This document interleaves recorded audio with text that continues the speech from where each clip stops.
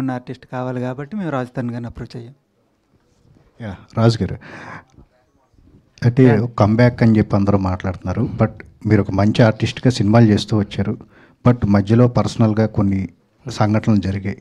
ఏంటండి మీ స్టేట్ ఎలా ఉంది? మై మైండ్ స్టేట్ ఎలా ఉంది? తెలంగాణలో ఉన్నాను ఇంకా. అంటే ఏంటి అంటే దీని అంతా తట్టుకుని మళ్ళీ కమ్బ్యాక్ ఇవ్వటం అంటే నార్మల్ విషయం కదా. ఎలా దీన్ని అంతా అధిగమించారు మీరు? ఇప్పుడు ఏంటి ఎలా ఉంది? To be honest, I'm actually very fine and I'm in my own space. అంటే I'm always in my own space. ఇప్పుడు కూడా I'm in my own space. నాకు అంటే చిన్న వెళుతుండేది టు బీ హానెస్ట్. నాకు నా లాస్ట్ 2 సినిమాలు కూడా అంటే సినిమాలు చూసి థియేటర్లో చూసి నచ్చలేదు, లేకపోతే నచ్చింది, ఓకే, నేను ప్రమోట్ చేసే అవకాశం దొరకలేదు నాకు చాలా కారణాల వల్ల. నేను అన్నిటికంటే ఎక్కువ బాధపడింది అక్కడ. ఎందుకంటే ఇప్పుడు మామూలు నా జీవితంలో నేను ఒక్కడినండి. ఒక సినిమా అంటే ఒక్కరు కాదు కదా, చాలామంది జీవితాలు. ఐ ఇన్వెస్ట్ నా జీవితాంతం దానికి ఐ కీప్ రీపేయింగ్ ఇట్ ఎంతైనా సరే. And to be very honest, ఇందాక నేను సరే because you are listening I will tell you.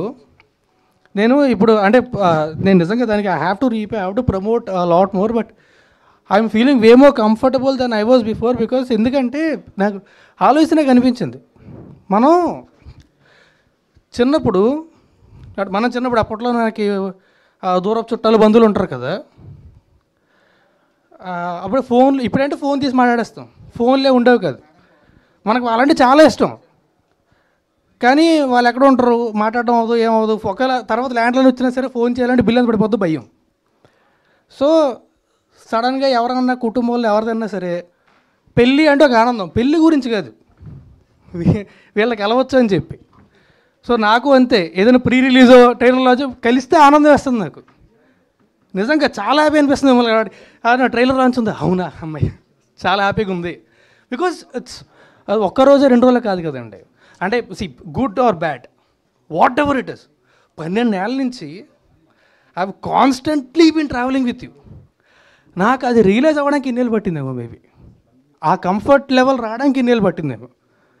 But ఇప్పుడు అందుకే ఇంత ఓపెన్గా ఎప్పుడైనా మాట్లాడాను, ఎప్పుడు లేదు కదా. So maybe that is way. So అంటే మీరు నాకు బాగా దగ్గరైన దూరపు చుట్టాలు లాంటి వాళ్ళు. బాగా చెప్పాను కదా, ఓపెన్గా చెప్పారు నిజం, హానెస్ట్లీ మనసులో